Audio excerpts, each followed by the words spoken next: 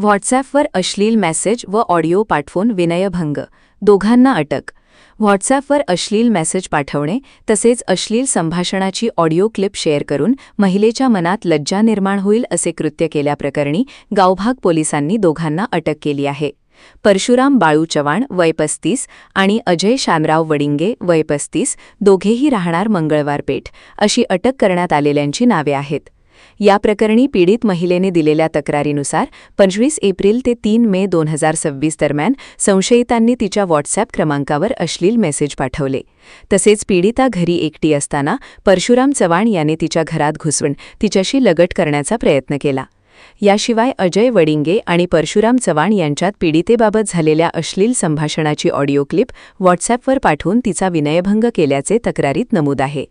गावभाग पोलिसांनी या प्रकरणी गुन्हा दाखल करून दोघांना अटक केली. त्यांना न्यायालयात हजर केले असता न्यायालयाने 7 तारखेपर्यंत पोलीस कोठडी सुनावली आहे.